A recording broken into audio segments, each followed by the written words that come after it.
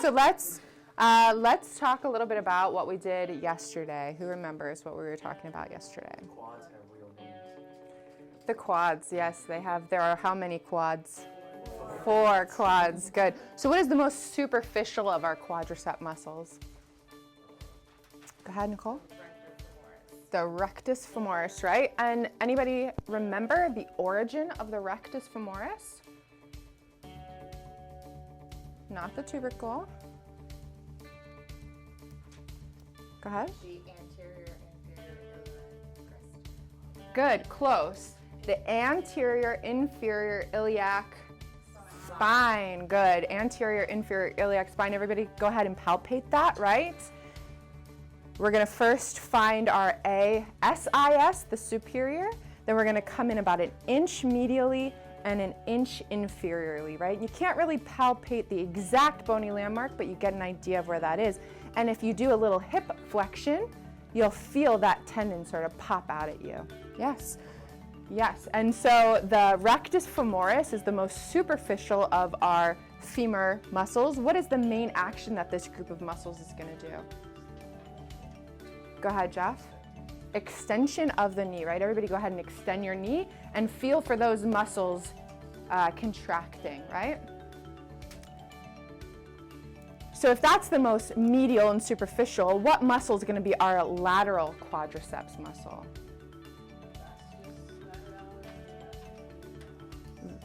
What is the most lateral of these muscles? Go ahead, Nikki. Vastus Medialis. Yeah, vastus lateralis. And who can remember, put your hands up, the origin of vastus lateralis? Hands up. Who knows the origin of vastus lateralis? Go ahead, Sonia.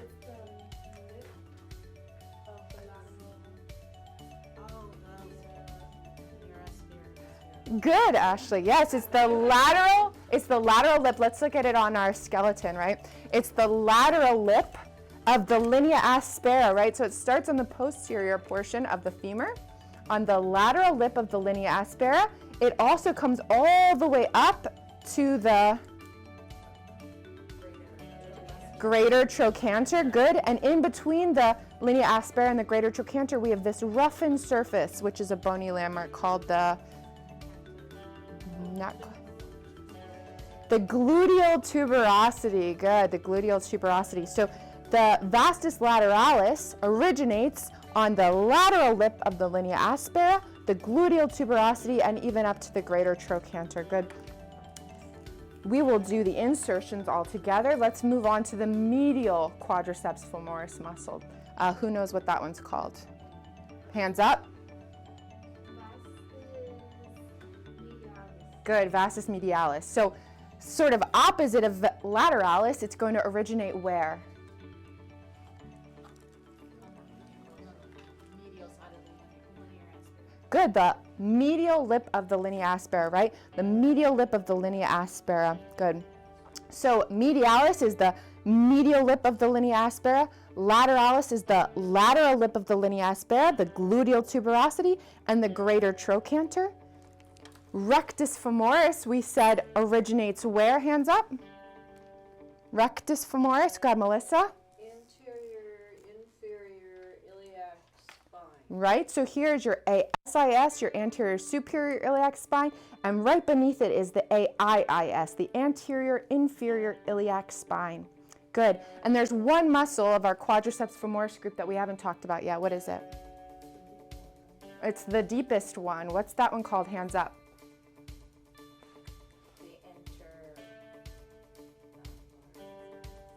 It's Vastus Intermedius. Good. Everyone say it together.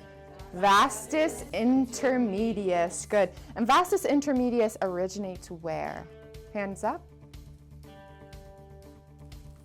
Vastus Intermedius originates where?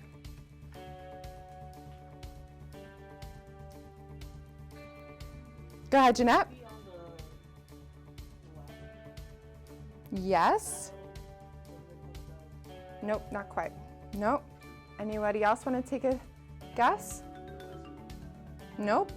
if you look here, it's very obvious where this one is originating. Yes. Okay, so the origin of Vastus Intermedius is going to be the lateral and anterior proximal shaft of the femur, yes? Okay, and all together, where do all four of these muscles insert? Anybody? The tibial tuberosity. Good, the tibial. Okay, so all together, the four quadriceps muscles insert where? The tibial tuberosity via the patella ligament. Good. Well done. Good job. Right, and that is, it's both. There's some ligament there and there's some tendon there, right? So let's talk about the actions of these four muscles. We already said they do what? Extend the knee, right? Everybody go ahead and extend your knee again. Contract those muscles. Go ahead and palpate for that. Go ahead and palpate for that Vasus Medialis, which we know creates that teardrop shape by the knee, the distal end of the femur, right? And then what is superficial to our lateralis? What's the actual name for that? Who knows what IT stands for? Go ahead, Miracle. Right, so we've got our iliotibial band that's going to be superficial to that vastus lateralis. Good. What else? There's one muscle that crosses not only the knee joint, like the rest of them, but crosses what joint? The hip joint, right? Which muscle crosses the hip joint also? Rectus femoris, right? Rectus femoris crosses not only the knee joint, but also crosses the hip joint. So what action is that going to cause here at the hip? Think about it. If it's crossing, what's going to happen when I pull on that muscle? And it's going to flex what joint? The hip, right? We're going to have hip flexion as well, yes? Okay, so let's talk about, first let's figure out how they look on here, right? So I'm going to point to it. You guys as a group, go ahead and tell me what muscle we're talking about. From the AIIS to the tibial tuberosity, we have? Good, rectus femoris. From the lateral lip of the linea aspera, the gluteal tuberosity, and the greater trochanter coming down to the tibial tuberosity, what muscle is that? Vastus lateralis, good. And coming from the medial lip of the linea aspera, coming across, inserting at the tibial tuberosity, we have which muscle? Vastus Medialis. Great job, good. So let's turn this leg around and start thinking about the antagonist to our quadriceps femoris. What is this group of muscles called? Hamstrings, good. How many hamstring muscles do we actually have? 3 hamstring muscles, right? How many are on the medial side of the leg? 2. There it is. We've got 2 on the medial side. Sometimes a little disorienting when you're looking here because you don't know which side it's on, right? But the medial side is going to have 2 hamstring muscles, and the lateral side has 1, but that one has 2 heads, right? Bicep means 2 heads, okay? Where do all of these muscles originate? Does anybody remember? At the ischial tuberosity. Good job, Ashley. Originates on the ischial tuberosity. We have another origin, though, for that second head of biceps femoris, right? Makes sense? That's the short head. Where does the short head originate? Does anybody remember that? Nope. Nope, it's down further on the leg. It's not up here, right? It's the short head of biceps femoris. So where is that one going to originate? Yes, close. It's going to be the lateral lip of the linea aspera. Good, right? The lateral lip of the linea aspera is going to be the short head of biceps over here. So we know they all originate on the ischial tuberosity. The short head of biceps originates on the lateral lip of the linea aspera. And because it's on the lateral side, what action is this going to cause on the hips, do you think? The biceps femoris on the lateral side. It does cause extension, true, but because it's on the lateral side, how is it going to affect? Yes, it's going to rotate the hip laterally, right? It also is on the lateral side of the knee, so it's going to, how is it going to affect the flex knee? What action is it going to cause there? Right, so we have lateral rotation at the hip, and we also have lateral rotation at the flex knee, right? And the two muscles on the medial side are going to do the exact opposite, right? They're going to do medial rotation of the hip and medial rotation of the flex knee. So we know that they originate, all of them, up here at the ischial tuberosity. Let's figure out where they insert, yes? Okay, so we know biceps is up here at the ischial tuberosity. Remember how we found the insertion by palpating down the lateral side of the leg until we cross that joint, because we know that this muscle is going to have an effect on the knee. So it has to cross the knee joint. What's directly on the other side of that knee joint on the lateral side? Not the condyle. We have the head of the fibula, right? So if you follow this muscle all the way down the posterior and lateral side of the femur, you're going to cross that knee joint and bump right into the head of the fibula.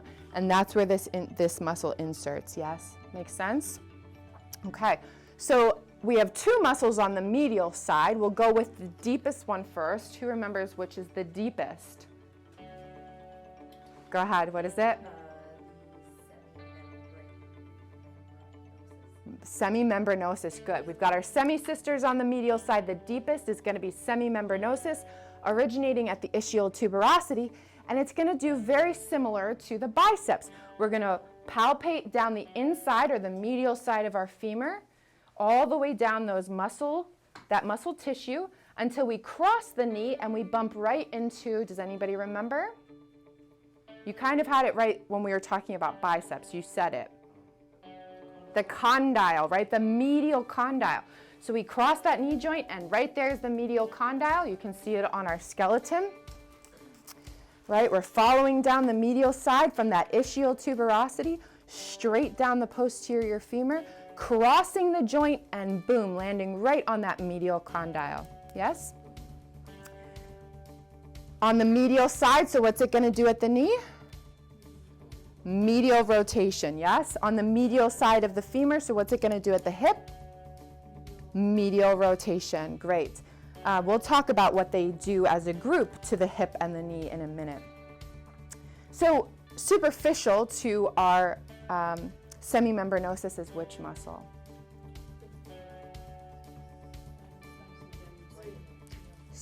Go ahead, Sonia, say it louder.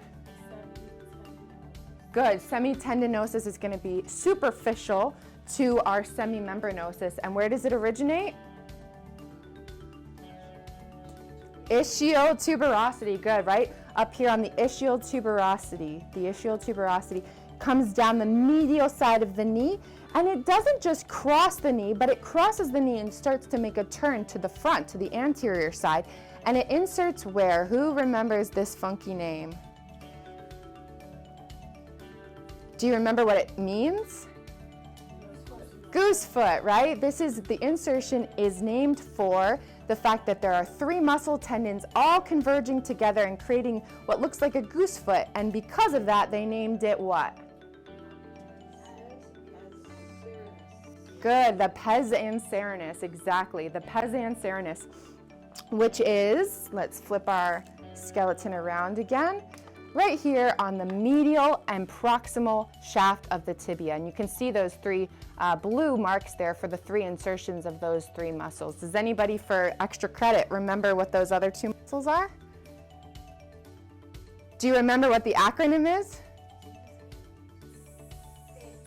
Silly goose steps, right? Good, silly goose steps. And you said the S is for sartorius, good. The G is, anybody remember that one? Gracilis, good. And of course the muscle working right now for the ST is semitendinosus, right? So it's going to come down the medial posterior portion of the femur and wrap around the posterior knee and insert right there at this pes anserinus tendon attachment.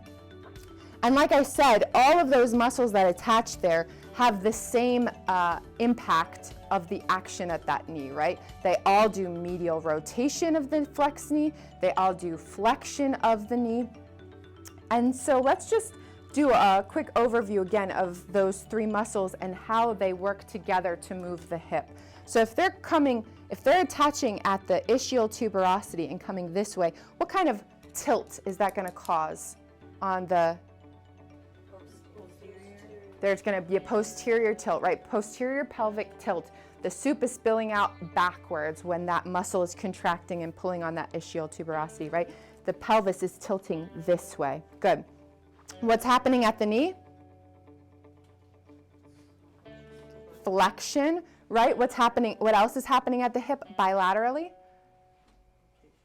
Or unilaterally, I'm sorry. Unilaterally, what's happening? This, right? Extension, good, extension. So the hamstrings are going to do extension at the hip, posterior pelvic tilt at the hip, flexion at the knee, and unilaterally it can cause, if only one side or the other is flexing, rotation at the knee, depending on which side is working, yes? So which is the muscle that's on the lateral side? That's a quad. We're talking about hamstrings. Yes. It's good. Biceps femoris. Good. And medially, we have two. What are they? Good. Semimembranosus and semitendinosus.